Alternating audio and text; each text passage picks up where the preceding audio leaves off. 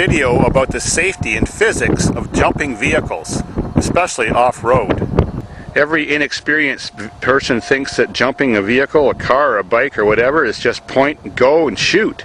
There's a lot more to it than that if you want to land right, take off right, and do it safely. First thing is that the upslope of your jump is longer than the wheelbase of your vehicle. I've seen so many children make a little tiny wooden ramp on the street and jump a bicycle off it, but the ramp is only half the length of the wheelbase of their bicycle. So as soon as they hit that thing, the bike does a big parabolic arc, lands on its front wheel, and they go head over heels over the handlebars and can seriously hurt themselves doing that.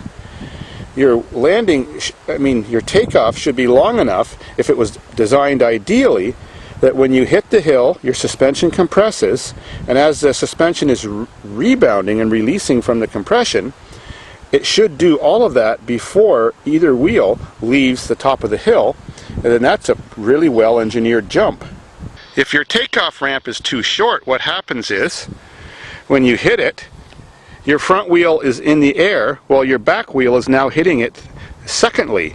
And when that happens, it causes your back wheel to kick the bike up like this, and you'll land right on your front end and possibly do an end over. That's even with a car too. You see so many short little dirt bumps and people trying to jump them with pickup trucks and cars and doing a hard nosedive and killing the rad cradle. Next thing is, your takeoff ramp should have a nice curve to it. If you don't, front wheel can hit that angle so hard that the suspension compresses on your bicycle or your motorcycle so much that it's like running into a wall for a second.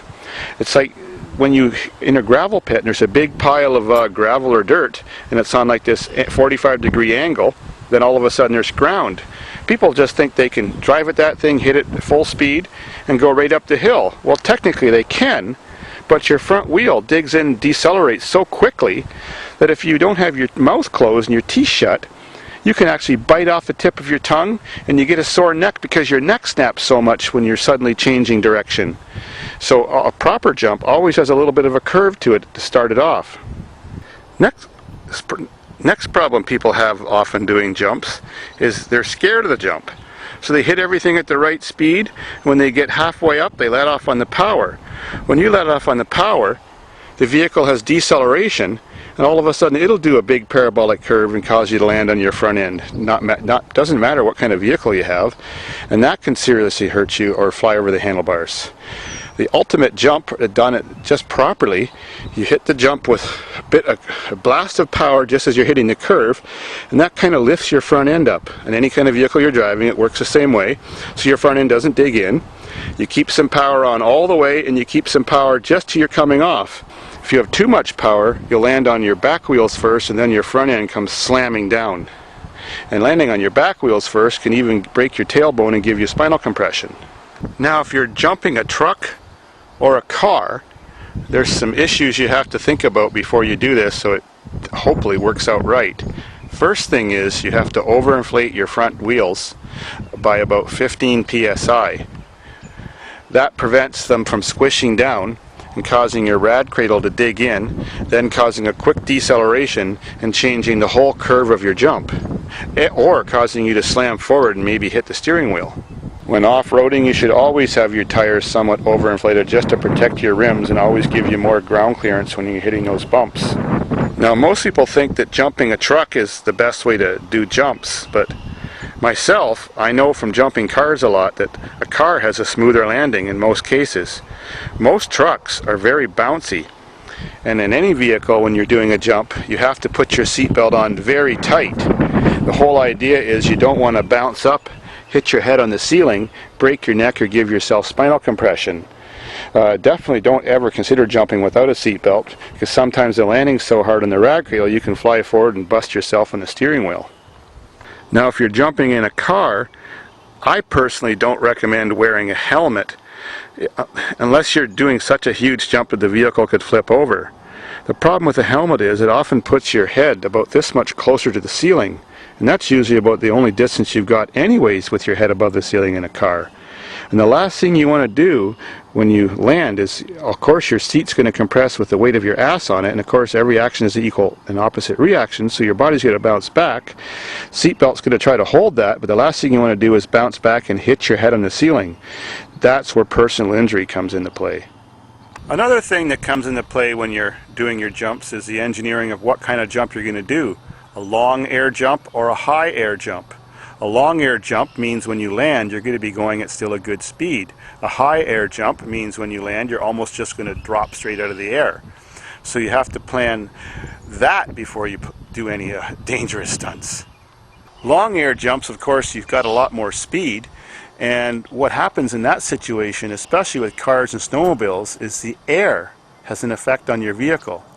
When the car is going through the air and it's on an angle, air is hitting the floor, or a snowmobile, and it changes the angle. It can make it even land softer, but you have to have enough experience with jumping to know how it's going to affect your vehicle so you land properly and safely.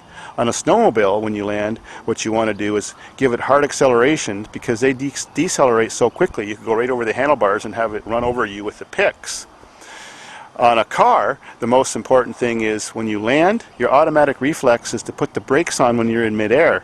When you put the brakes on in midair, your vehicle then digs into the ground and hits twice as hard as it would have hit if you landed without the brakes on. So when you're jumping things like cars or trucks, you don't put the brakes on until you've rolled about 10 feet after the jump. You have to sort of remind yourself over and over when you're in the air jumping, because you'll just automatically put the brakes on and forget. Last thing is, if you're making a jump, is it going to be a double, a triple, a tabletop? Well, tabletops are the safest, because if you're not sure what speed to hit your jump at and how your vehicle is going to land and all that stuff, you're just going to land on flat ground, or maybe even the downslope, which is ideal. If you're doing a double or triple, well, then you've got a big airspace to jump, and if you hit it too slow, you land somewhere in the middle and then sort of ride up the hill on the other side, which is the landing, or you land against the top of the landing and case it. And if you're on a bike or something, or a car, your front end digs in so hard you can flip right over and kill yourself. And of course, if you're going exactly the right speed, you'll land on the downslope and you'll hardly even feel the jump. But unless you're experienced, it's better to learn how to jump vehicles on tabletops. Good luck, and don't try this at home unless you understand and comprehend the risks and the physics and the safety behind all of this madness. Oh, and one more thing. Always jump up jumps. Never jump off jumps.